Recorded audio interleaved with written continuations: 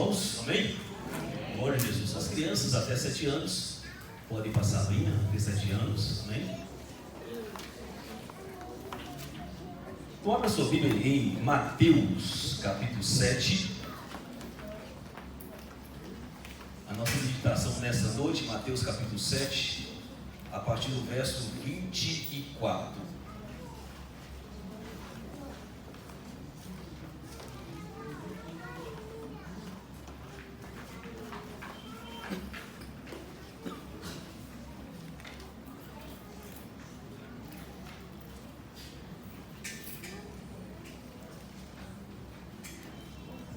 Mateus 7, verso 24 ao verso 27.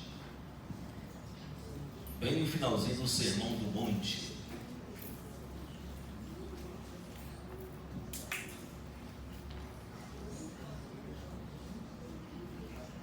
Assim diz: todo aquele, pois, que ouve as minhas palavras e as pratica, será comparado a um homem prudente que edificou a sua casa sobre a rocha.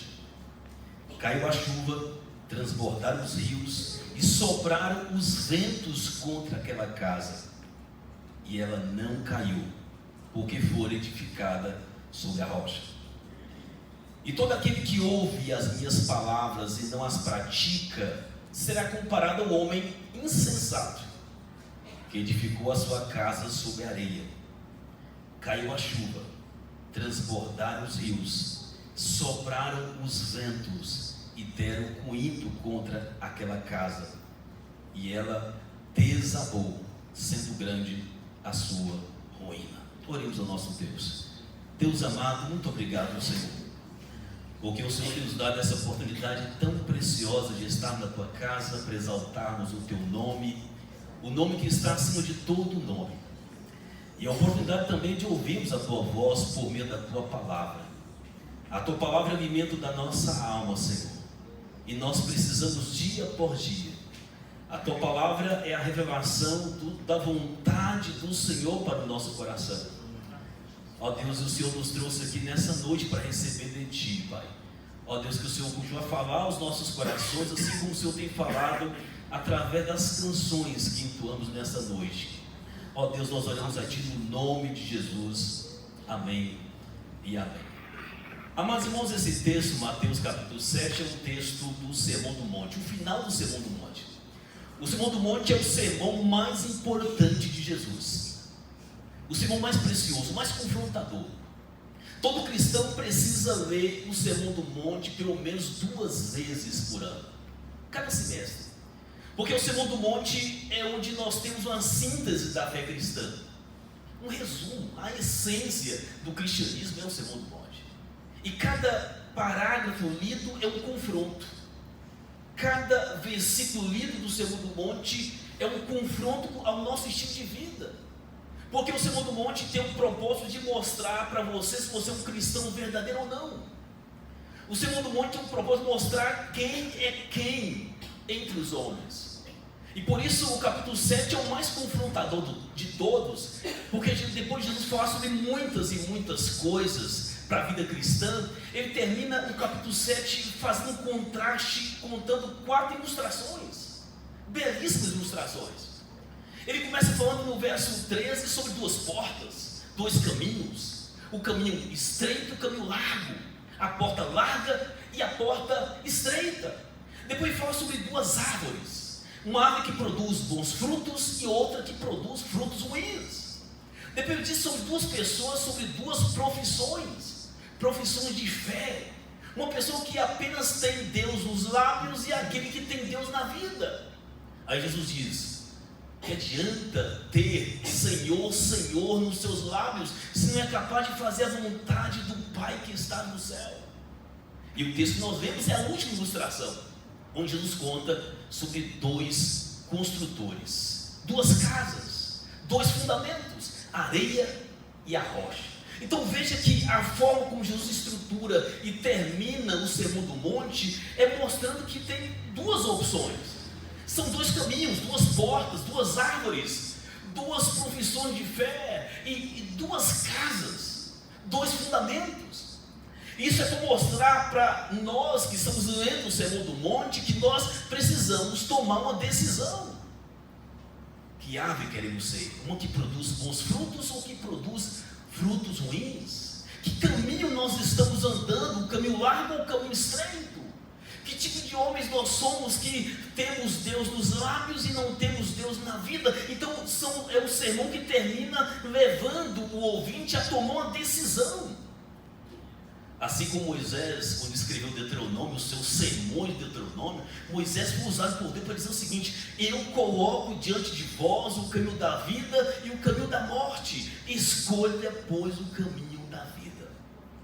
Amados, esse é o sermão do monte, um sermão confrontador, um sermão que faz a gente olhar para nós mesmos e fazer uma avaliação: quem eu sou, que tipo de cristianismo eu estou vivendo? Porque os verdadeiros discípulos de Cristo é aqueles que andam pelo caminho estreito. Os verdadeiros discípulos de Cristo são aqueles que produzem bons frutos. Os verdadeiros discípulos de Cristo são aqueles que constroem a sua vida sobre a rocha que é Cristo. Aí, amados, aqueles que andam pelo caminho espaçoso não é um discípulo de Cristo. Aquele que produz frutos ruins não são discípulos de Cristo.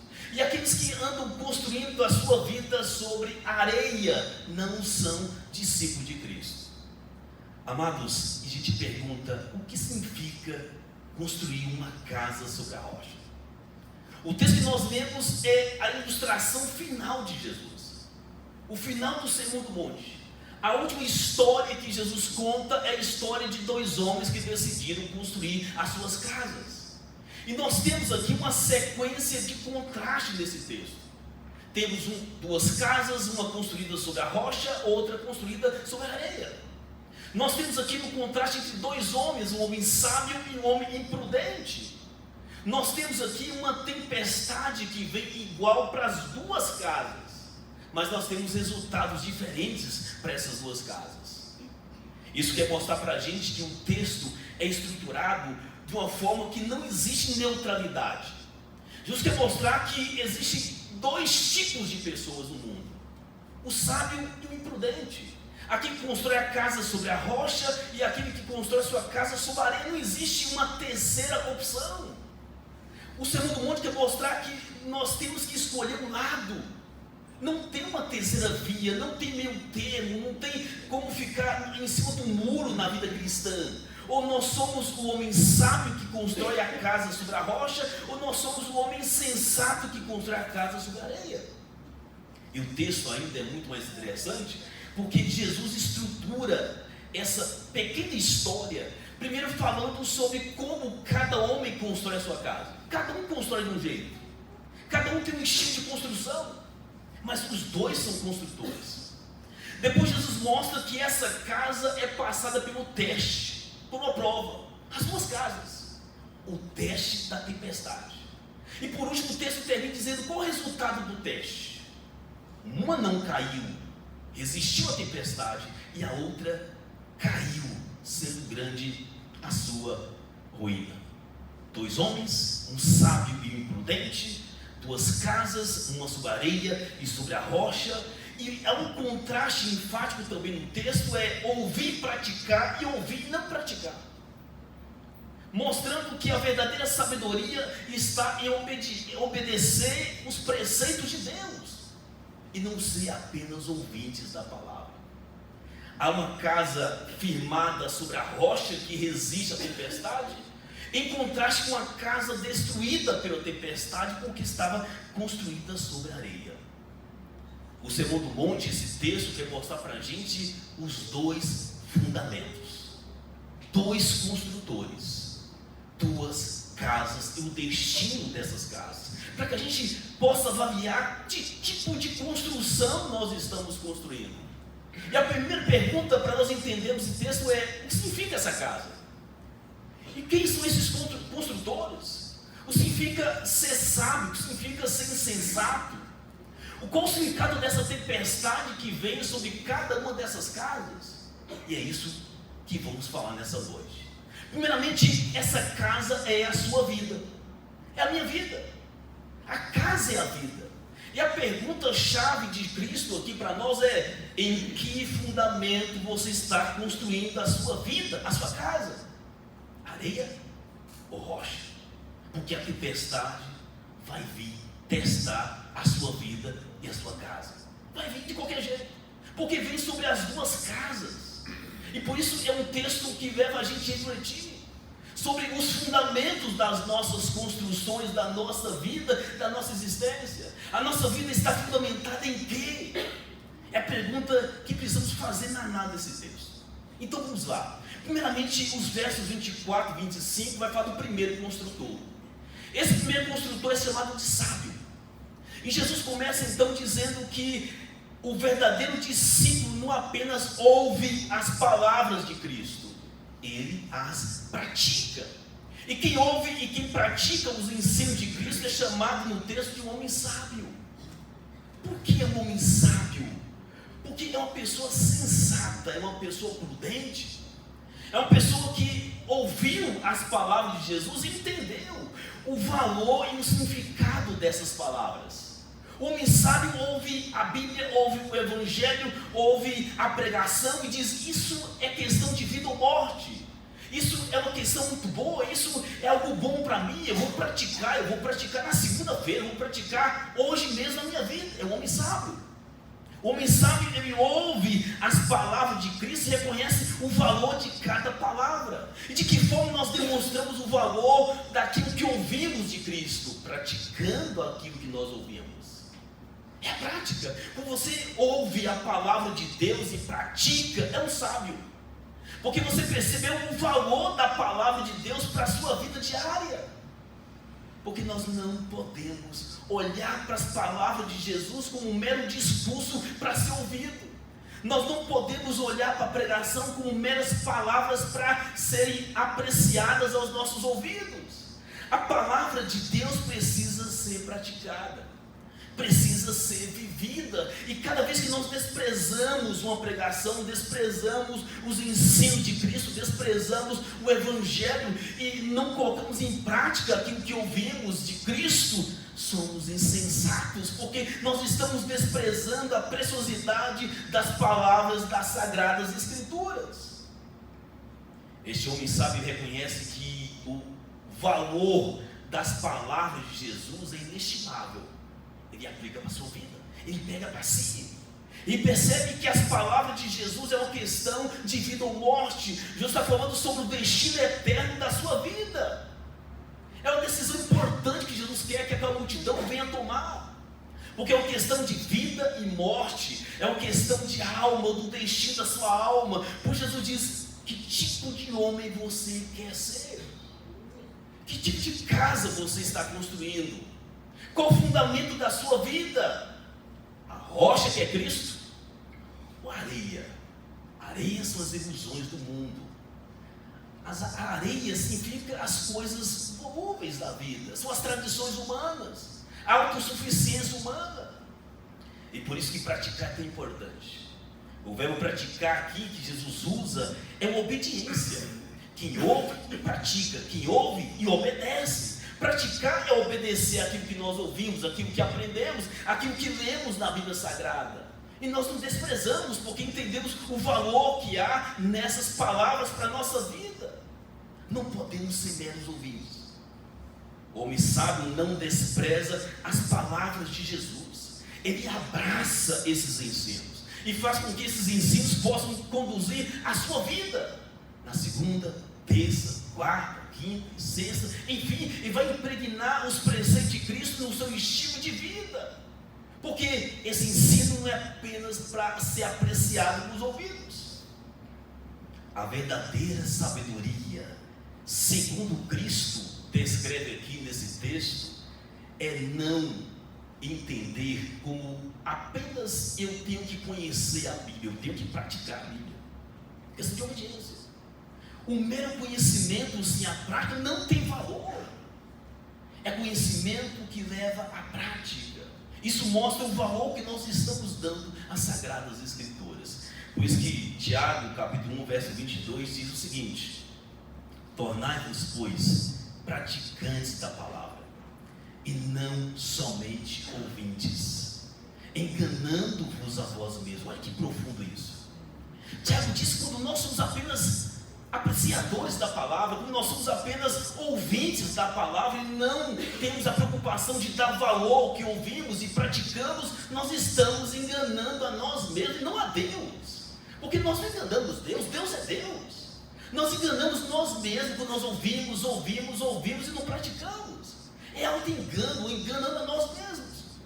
Porque o valor que vai ter essa palavra é quando você pratica. O resultado da palavra na sua vida é quando você pratica esses preceitos e não apenas ouve. Ouvir é o primeiro passo, mas ele não termina no ouvir. Conhecer é o primeiro passo, conhecer a palavra, conhecer o Evangelho, mas não para por aí. Preciso praticar o Evangelho. E Tiago continua dizendo: porque se alguém é ouvinte da palavra e não praticante, é semelhante ao homem que está olhando no espelho, mas que depois, quando ele sai, ele esquece da imagem que viu. Não tem valor algum, a imagem se foi. Assim é o homem que apenas ouve e não coloca em prática aquilo que ouviu. A segunda coisa que a gente vê aqui nesse texto sobre esse homem prudente é que ele constrói a sua casa sobre a rocha. Uma decisão sábia. A demonstração de que ele é sábio é a sua decisão de colocar a sua casa, a sua vida sobre a rocha que é Cristo. E como esse sábio homem constrói a sua casa, diz o texto? Ele é previdente. O que significa isso? Ele consegue enxergar além da realidade posta diante dos seus olhos. Este homem consegue ver além. Ele não está enxergando apenas um momento agora, ele consegue ver depois. A construção que está sendo feita no momento de seca, estação seca, mas ele consegue prever que vai chover um dia.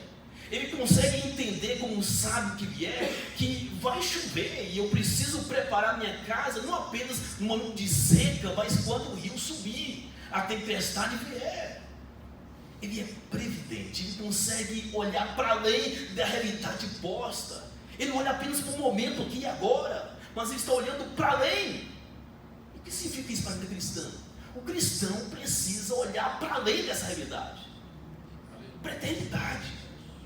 Cada decisão sua aqui tem que estar em consonância com a eternidade. O que você faz aqui resulta da eternidade, então você tem que refletir: o que eu faço atrapalha para a minha vida ao céu? O que estou agindo atrapalha a minha alma da eternidade? Você tem que construir a sua vida aqui e agora pensando na eternidade também.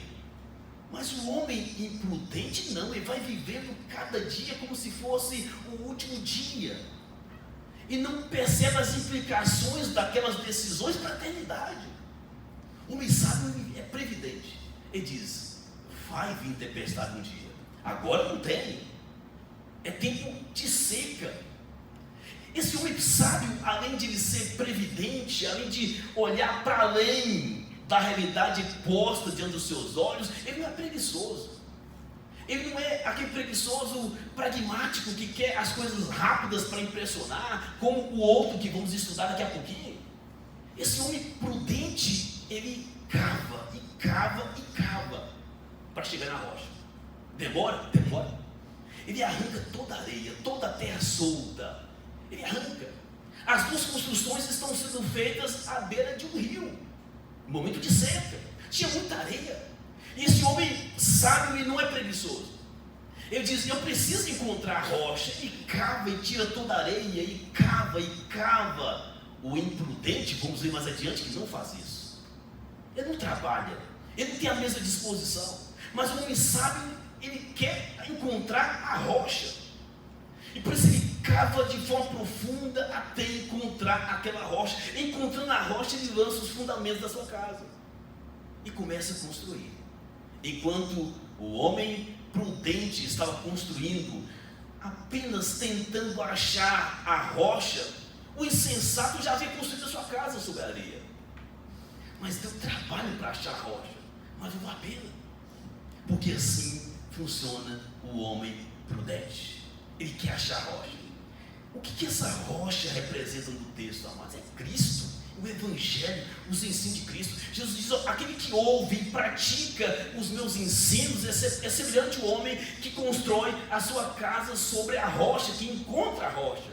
Então, quando nós ouvimos o Evangelho de Cristo, a palavra de Cristo, e colocamos em prática na nossa vida, é como nós somos esse homem que vai estar cavando e arrancando todas as areias da nossa vida, encontrando a rocha e firmando a nossa vida em Cristo, que é a rocha verdadeira.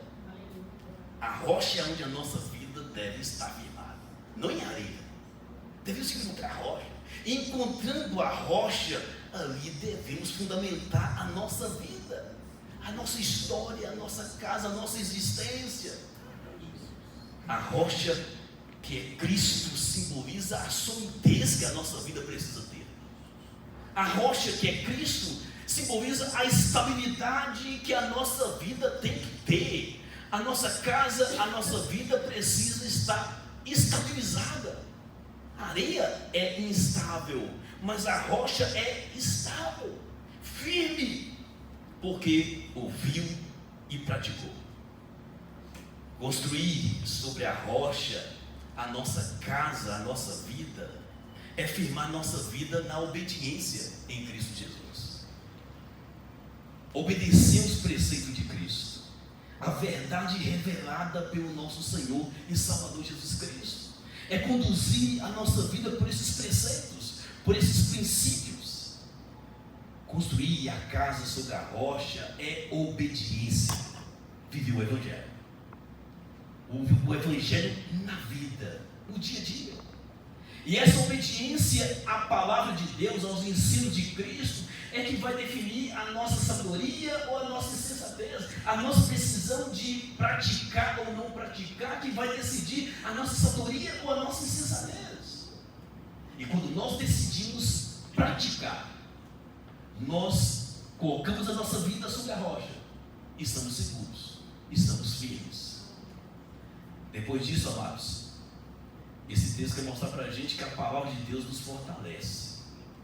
Você pratica a palavra, pratica o Evangelho, vive segundo o Evangelho de Cristo. Esse Evangelho é como se fosse essa fortaleza interior que te sustenta. E sustenta para quê? Porque Jesus vai dizer, vai vir tempestade por aí. E vem tempestade. Jesus não enganou ninguém. Ouvir e praticar, ser obediente à palavra, não vai te livrar das tempestades da vida. Jesus está dizendo isso. Toda a casa é colocada pelo teste da tempestade. As duas casas, do insensato e do prudente, as duas casas são testadas pela tempestade. A tempestade vem para todo mundo, até mesmo para aquele homem prudente que decidiu praticar aquilo que ouviu do Sermão do Monte, as palavras de Cristo. E olha o verso 25: como a casa é testada, caiu a chuva, transbordaram os rios, sopraram os ventos fortes contra aquela casa, mas ela não caiu, porque fora edificada sobre a rocha. A nossa casa, ou seja, a nossa vida, passa pelo teste da tempestade. Toda vida, toda casa passa pelo teste da tempestade. O que vai decidir o fim, o destino dessa casa é o fundamento. Qual é o fundamento dessa casa? A areia ou a rocha que é Cristo? A tempestade vem mesmo sobre todo mundo. E nós perguntamos: o que significa essa tempestade então? A tempestade é o teste contra essa casa, para testar o fundamento dessa casa. E nós aplicamos isso, amados, essas tempestades, que ela vem de várias formas. Essa tempestade vem em forma de tribulação, de crises financeiras, de luto, de perdas irreparáveis e também de provações diversas. São as tempestades. É isso que Jesus está dizendo para você. Ouvir e praticar não vai te isentar das tempestades. O Sermão do Monte, o capítulo 5, o início do Sermão do Monte, já começa com as bem-aventuranças. E qual a última bem-aventurança? Vocês vão sofrer por causa de mim. Vocês vão sofrer por causa do meu nome. Jesus não enganou ninguém. Jesus começou o sermão do monte dizendo o seguinte: bem-aventurado aqueles que sofrem por amor do meu nome, bem-aventurado aqueles que sofrem por amor da justiça que defendem. Jesus quer mostrar que abraçar o evangelho não vai livrar você de tempestade. A tempestade vem sobre a nossa casa, a nossa vida. A nossa preocupação é qual o fundamento da sua vida, da sua casa. Porque a tempestade vem, provação, perdas, luto, crises financeiras, crises diversas, provações em altas dimensões, como aconteceu com Jó. Jó é um exemplo de ilustrar. O livro de Jó começa falando sobre Jó, íntegro, reto, temente a Deus, desvio do mal. Não existe currículo melhor do que este. É assim que começa o livro de Jó. Deus elogiando Jó. Não é outra pessoa elogiando Jó, é o próprio Deus elogiando Jó diante do maior inimigo, que é Satanás. E na sequência, Satanás questiona o fundamento da fé de Jó, da vida de Jó. E Satanás diz: não, ele está assim porque a vida dele é fundamentada nos bens, nos bois, no gado, na fazenda. E Deus diz: não, não é. Arranca tudo, e tirou tudo de Jó. E Satanás ficou envergonhado porque a fé e a vida de Jó, a casa de Jó, não está fundamentada no gado que tinha. Não está, o gado se foi, tudo embora. E Jó manteve-se firme. Satanás volta e diz: não, mas a fé de Jó está fundamentada na saúde que ele tem. Arranca a saúde dele, vai blasfemar contra ti, Senhor. E Deus diz: Satanás, você está enganado. Toca na vida de Jó, toca na sua saúde, toque no seu corpo, mas não tire a vida de Jó. E você vai ver que a fé e a vida de Jó não está alicerçada na saúde física. Satanás ficou envergonhado de novo. Lá estava Jó leproso e dizendo: eu sei que o meu Redentor está vivo, e no tempo certo ele vai se manifestar. Qual o fundamento da vida de Jó? O Redentor, que é Cristo. É acreditável que o Redentor viria. E é nesse Redentor que para nós já veio, que para Jó ainda viria, ele acreditou nisso. Eu sei que o Redentor está vivo, e no tempo certo ele vai se manifestar ao meu favor. Tirou tudo de Jó. Mas Satanás enganou, porque o tudo de Jó era Deus. Não eram pessoas que abandonaram Jó, não era a esposa que abandonou Jó, não eram os bens, não eram os filhos que se foram. A fé de Jó estava fundamentada em Cristo, e a vida de Jó se tornou inabalável. E quando a esposa de Jó disse para Jó: Jó, abandone esse Deus, não vale a pena servir a Deus, ele diz: você fala como uma louca. Deus deu, Deus tomou. Bendito seja o Senhor para sempre. A minha fé não está fundamentada em coisas. Amados, Jó é um exemplo disso. Jó é como se ele tivesse vivido o sermão do monte. Ele aprendeu sobre os dois construtores. Ele decidiu que a sua vida está fundamentada no Redentor, que é Cristo, não em coisas. Jó era o homem mais rico, depois voltou a ser o homem mais rico de novo. Mas isso não mudou, porque a vida de Jó não estava em bens, não estava nas riquezas. Jó estava firmado em Cristo. Amados, o texto diz para nós que quando a tempestade passou, porque ela passa, a casa não se curvou, a casa não caiu, diz o texto. E por quê? O texto responde: porque estava fundamentada sobre a rocha. Essa é a justificativa do texto. A rocha, o fundamento. O fundamento é muito importante. E que é o fundamento? É Cristo, a nossa rocha. Não pode ser areia as ilusões e a autossuficiência humana. Quando a nossa vida está firmada em Cristo, pode vir a tempestade que for. Assim como Jó, nós vamos dizer: o meu Redentor está vivo, e no tempo certo ele vai manifestar a meu favor. Deus deu, Deus tirou, bendito seja ele para sempre. Isso é uma fé fundamentada em Deus e não nas circunstâncias.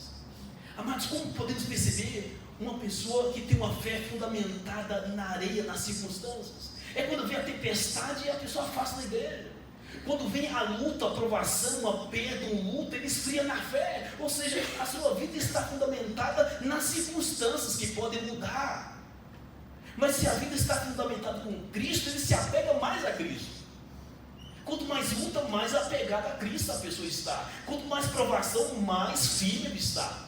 Quanto mais provações, mais firme e frequente ele está na igreja. Porque ele entende que Cristo é o seu fundamento. A obediência à palavra de Deus não nos isenta da tempestade da vida. Mas, quando nós somos praticantes da palavra, isso nos capacita para suportar a tempestade. Isso é importante. Então, repetindo, a nossa obediência a Cristo não vai te isentar de tempestade, de luta, provação, luto, perdas, crises. Não vai. Mas quando você está firmado em Deus de forma obediente, essa obediência vai te fortalecer para você aguentar todas essas tempestades. Isso faz a diferença, o fundamento. Agora vamos ver os versos 26 e 27. Vamos olhar a vida de um homem que decidiu construir a sua casa sobre a areia. Vamos ver a vida de um homem que é preguiçoso, não quis cavar, não quis ir até o fundo para encontrar a rocha. Olha o que Jesus diz aqui, ó. Quem ouve e não pratica as minhas palavras é comparado ao homem imprudente. Por que não praticar as palavras de Jesus é imprudência? Porque é uma forma de rejeição do ensino de Cristo. Aquela multidão está ouvindo Jesus, mas muita gente só está ouvindo, não tem nenhuma predisposição de praticar aquele ensino. Jesus sabia disso. E por isso Jesus termina o Sermão do Monte com esse texto tão profundo. Porque tinha muita gente ouvindo, era muita gente mesmo. Jesus subiu no monte, os discípulos se aproximaram e depois muita gente de todo canto ouvindo Jesus. E Jesus termina: eu não quero que vocês sejam meros ouvintes. Amados, como o Sermão do Monte termina? O Sermão do Monte termina dizendo o seguinte: que a multidão ficou maravilhada com a doutrina que Jesus ensinava. Maravilhada. Porque Jesus ensinava diferente dos escribas e fariseus. Mas uma coisa eu quero dizer: Jesus não está querendo admiradores da sua doutrina. Jesus não quer apenas seguidores, pessoas que são admiradores de Cristo e do seu ensino. Jesus quer discípulos, e discípulos obedecem o Evangelho. Jesus está em busca de admiradores, está em busca de discípulos. E discípulos praticam o ensino de Jesus. Amados irmãos, esse construtor insensato que decidiu apenas ouvir e desprezou a prática desses princípios na sua vida, demonstrou que ele, embora tenha conhecimento, ele foi negligente na aplicação desses preceitos. Porque o próprio Tiago diz: uma fé, uma crença que não resulta em prática é uma fé morta. Uma fé que não tem frutos é uma fé morta. Tem que praticar. Agora, esse homem imprudente, como ele constrói a sua casa? O verso 26 diz que ele constrói a sua casa sobre a areia. Ele quer uma construção rápida. Ele não quer trabalho. Ele não quer cavar. Ele confia na sua autossuficiência. Ele não é um previdente. Ele não preveu que vai vir uma tempestade. Ele não observou que a casa estava à beira de um rio, que aquele rio ia encher, que a areia seria levada e que precisava de ter uma base firme. Ele ignorou isso. Ele quis uma casa rápida, sem trabalho, e assim foi a sua construção. Essa casa sobre a areia simboliza o homem que decidiu tocar sua vida, fundamentar sua vida nas tradições humanas, na religião vazia, sem compromisso, na autossuficiência, na independência de Deus. Porque o insensato sempre escolhe caminhos mais fáceis, os caminhos mais fáceis. O insensato é aquele que gosta da porta larga. O insensato é aquele que anda pelo caminho largo, porque não quer trabalho. Agora, isso vai comprometer a existência dessa pessoa. Ela não pensou lá na frente, ela pensou agora. Minha casa está construída, mas ele não pensou que a tempestade iria vir. O homem prudente, ele confia em si mesmo, não confia em Deus. Porque se confiasse em Deus, ele buscava o fundamento da sua vida em Deus, em Cristo, que é a rocha. Ele é apenas ouvinte. é apenas um admirador do Evangelho, mas Jesus não quer que sejamos meros admiradores do Evangelho, quer que nós sejamos praticantes do Evangelho.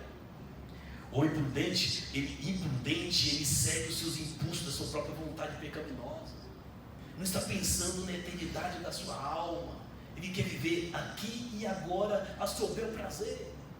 Mas na sequência vem o verso 27, a tempestade.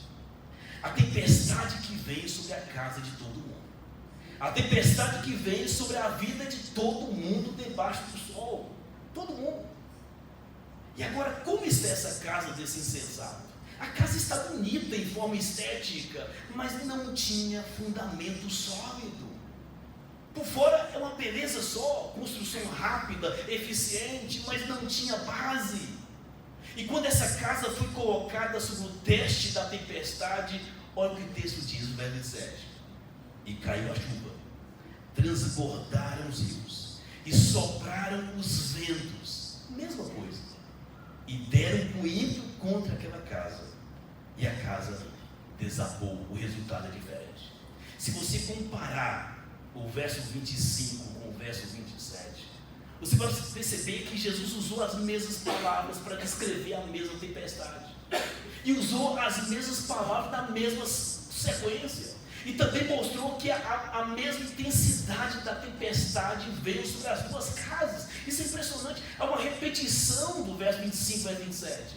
A expressão é a mesma, caiu a chuva, transbordaram os rios, a sequência é a mesma, sopraram os ventos e deram com ímpeto contra aquela casa. Mas o resultado foi diferente. Por que o resultado foi diferente? Porque uma casa passou no teste da tempestade, a outra casa não passou no teste. O texto diz, essa casa se curvou, essa casa desabou, essa casa não aguentou o vento da tempestade. E por quê? Porque foi construída sobre areia. E o texto termina sendo grande a ruína dessa casa.